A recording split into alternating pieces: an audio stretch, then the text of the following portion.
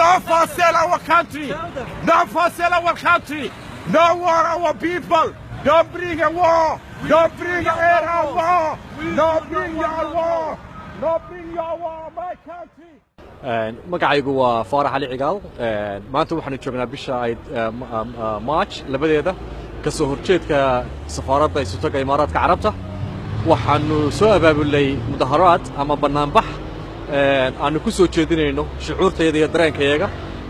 heshiiskan Somaliland iyo Isuutaga Imaaraadka Carabtu ay ku galeen la leeyahay waxa la siinayaa saldhig military berbera dareenkayagu waxa weeyaan horumarka dalka waa wax wanaagsan dalkuna qaranku inuu horumaro waa muhiim laakiin sifaha dawladdu waxa ay wada waa sifo khaldan waxaynu ka warqabnaa in mandaqada ay ka socoto wax la yiraahdo geopolitics ama dagaalo saddex geeslaa oo ka socdo maantana inaga aanay hadan nahay qaranka Soomaaliland aanay dan inoogu jirin inaanu dagaalka ka mid noqono ama aynu ka garab noqono waxa ka socda waa dagaal falsafadiimeed ku dhisan inaga dan aanay inoogu jirin hadda jeer sifooyinka lagu soo qaato ama lagu ogolaado lagu ansixiyo saldhigyada waxa kow ka ah baahiyo baahiyahaasi maanta mid jirta ama ka jirta Soomaaliland ma aha oo ay inagu dagaal cid kula ma jirno waa Soomaaliland waa nabad cid dagaal kuma wado dagaalna abaabulkeed kuma jirto waxaana aad markaa halka ka aragtaan mudaharaad hagaagsan oo ay jaaliyada Soomaaliland ee ku dhaqan dalka Ingiriiska ay maanta isugu yimaadeen magacay waxa weeye Mujaahid Xuseen Abdulqaadir halkan waxaan u joognaa inaanu ka hornimi saldhigan laga dawladda Imaaraadku ay doonayso inay ka samayso dekada berbera kaasoo dadka Soomaaliland oo dhan shacabkeedii inteedii badnayd gudaha iyo dibadba ay ka soo horjeedaan aanay ogolayn ay arkayaan in haliso badan ay kaga soo socdaan oo faragelin ay kaga imanayso dawladda Imaaraadka iyo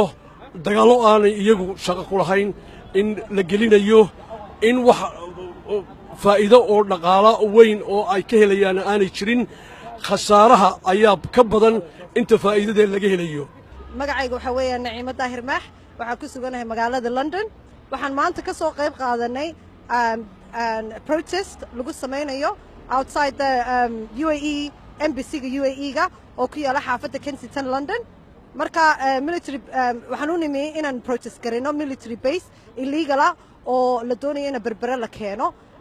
as well as already degadii qaateen haddana waxay doonayaan military base oo very dangerous inay keenaan waddanka also the blash bay ku siiyeen so far wax allaaliya waxna la tusay contract ma jiro waxay doonayaan inaan sidaa ku qaadano inay just yiraahaan military base baa la keenayaa waddanku uu fiican yahay waxan laakiin runtii wax allaaliya wax faa'iido ah anaku aan ka aragno ma jirto waxaan ahay Qaasin Aadan Salabaan waxaan maanta u banaan baxaynaa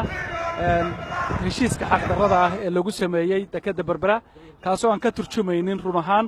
siyaasadda Somaliland qaabka loo maray oo completely ah qaab khaldan ay dawladdu maamushay waxaa nasiib xumo ah in xukuumadda Somaliland ay wali ku adeegayso iyadoo arkaysa shacabkeedii inuu soo banaan baxay oo ay ku cabirayso fikirka dadkaasa anigoo ka soo jeeda gobolada bari waxaan ka soo horjeedaa